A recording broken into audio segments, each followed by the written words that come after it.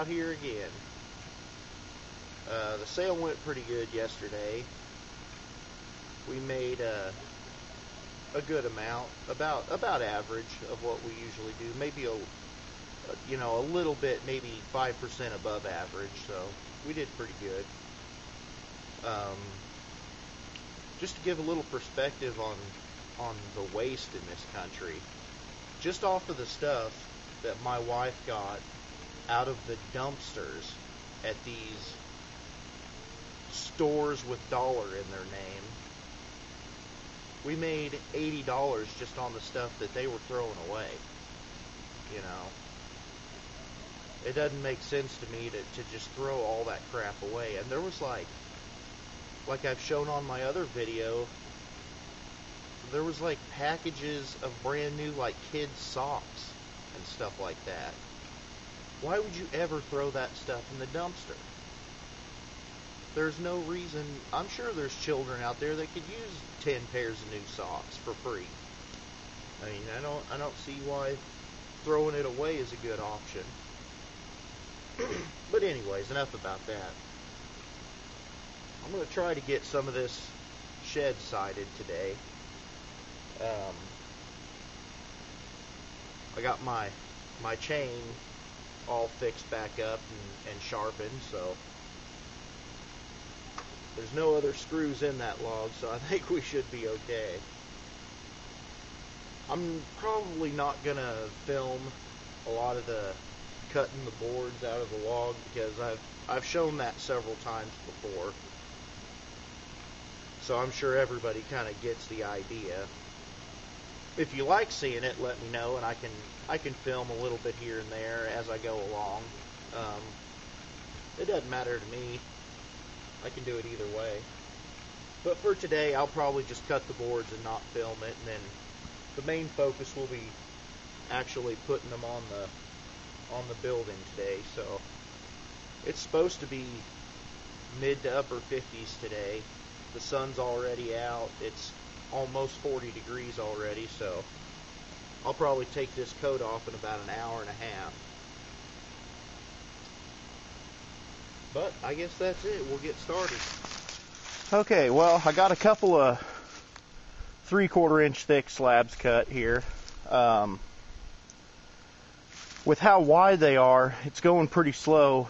I bet it takes about 15 minutes to slab off one of those slabs. So it's a little bit slow going, but it's very doable. And then when you think about it, you know, at the end, I mean, this one right here is just almost a half sheet of plywood. I mean, it's like, it's 8 foot 6 inches long, and then it's like 20 inches wide. And I'm not to the middle of the log yet.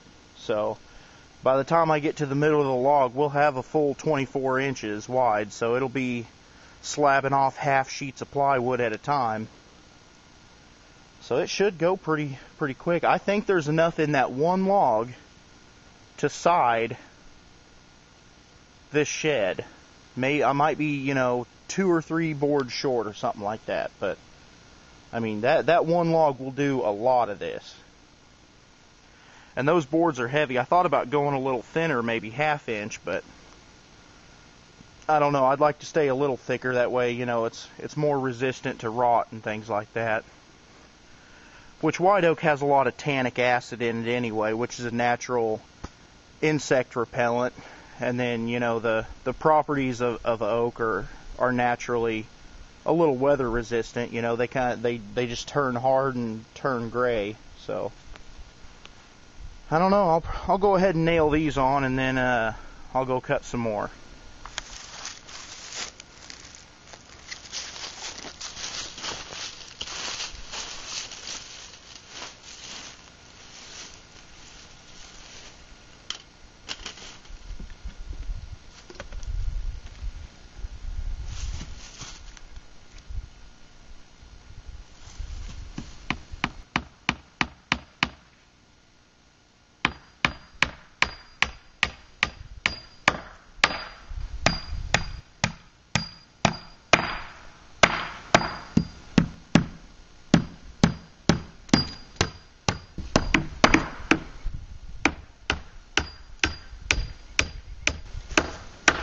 Now I'm not going to load this thing down with nails.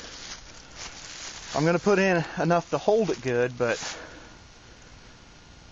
wood, when it's green like this, it'll shrink as it dries. And so I don't want a bunch of nails in it, you know, cracking the wood, for one. And for two, as it shrinks, I mean, right now those nails would be hard to get out right now. Once all that wood shrinks, it tightens around the shank of the nail and it really holds. So you don't really have to really put the screws to it as much. Okay, what I got going on here, I've decided the front boards and the back boards are going to overlap the end of these boards.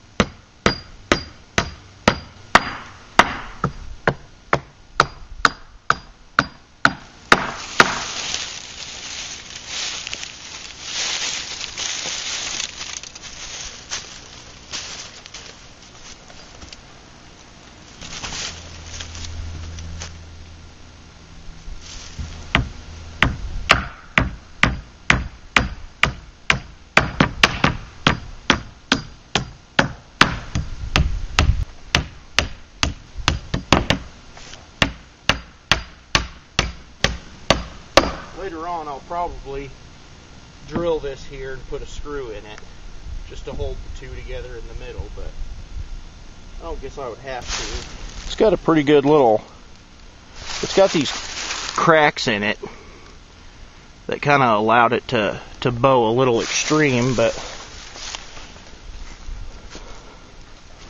I mean, you can see that there's daylight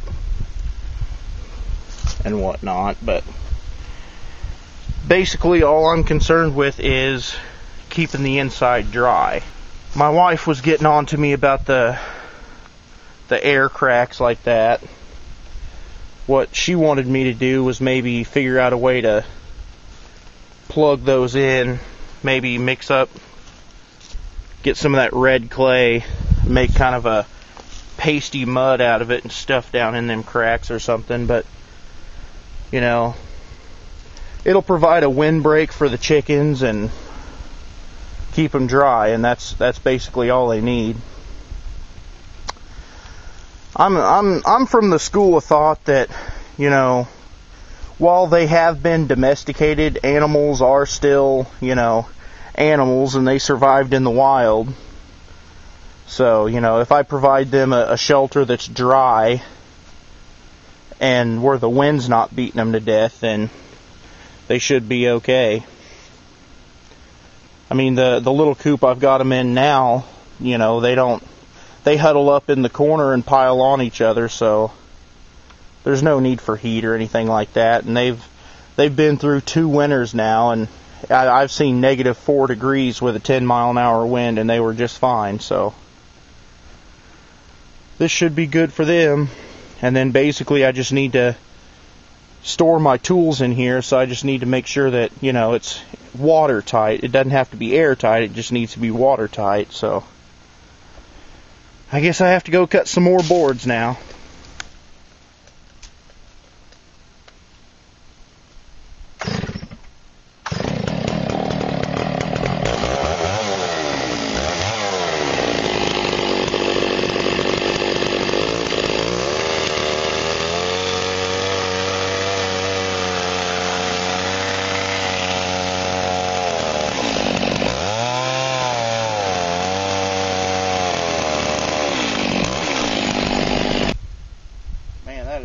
Cracked in the middle. And like I said, these outside boards are going to overlap like that. Okay, now that we're getting toward the middle of the logs, they're right at about 2 feet wide, so well, at least at one end, you can kind of tell that it's a lot wider here than up here. There was like a knot in the tree and it just grew bigger down here. So I'll put this smaller end uphill and the bigger end downhill so that it'll naturally kind of level it out.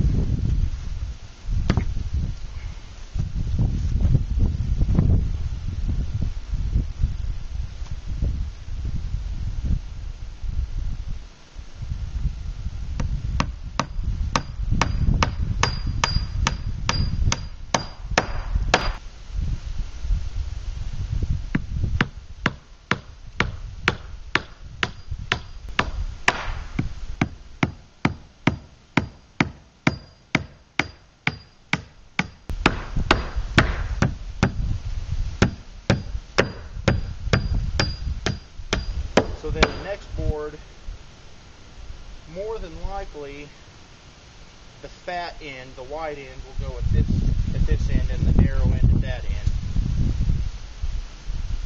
We'll just see how it looks, you know, leveled out. The only thing I'm really concerned about is all these splits in this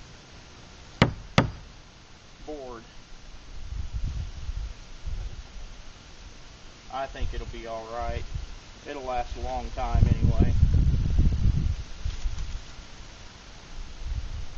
Like I said before, if I get 15 years out of it, I'll be happy. That's less than $1 a year, so. Really, I don't even have $10 in it yet. I mean, I used, let's see, 1 tank of chainsaw gas will do 2 boards. So it's about 1/3 of a gallon, I guess, tank. So 3 tanks be 6 boards. 1, 2, 3, 4, 5.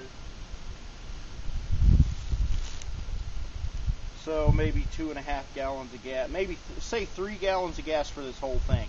Gas here is about $1.70 a gallon, so you know. Maybe $5 worth of gas and $2 worth of nails so far. So $7, I guess. I don't know that I have enough 8 pennies to finish the whole thing, so I might have another $1.50 in nails, but by the time I'm done, it'll be probably right at $10. I don't think you can hardly beat that. You know, go to Lowe's and get one of those metal storage sheds, just a 8 foot by 8 foot, and it's $300 or $400. So, okay, as you can probably see by the light showing through, this board right here has got some fairly decent rot going on. So I am not going to use, well, I might cut 4 inches out of the heart or something like that and then start using it again, but I might not be using any more out of that log. Because the next board, if I were to cut another one, it's pretty bad. So I'm glad I cut that tree down before I built the house now, because the heart was just about gone on it. So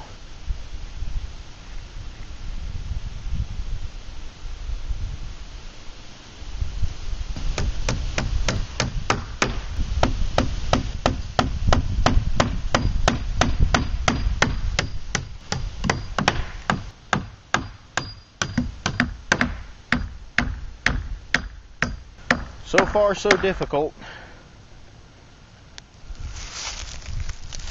Kind of has that appearance of like an old, like 1800s, like miner shacks. I guess if it's good enough for them to live in, it's good enough to hold my tools and chickens. So, and technically, you could live in that. I mean, you know, it might not be the most comfortable thing in the world, but you could sure do it with just a little tiny, you know, homemade wood stove, maybe out of a little propane cylinder or something like that. Then that would keep that little thing toasty warm. Pack all the cracks full of clay or something. We got plenty of red clay around here.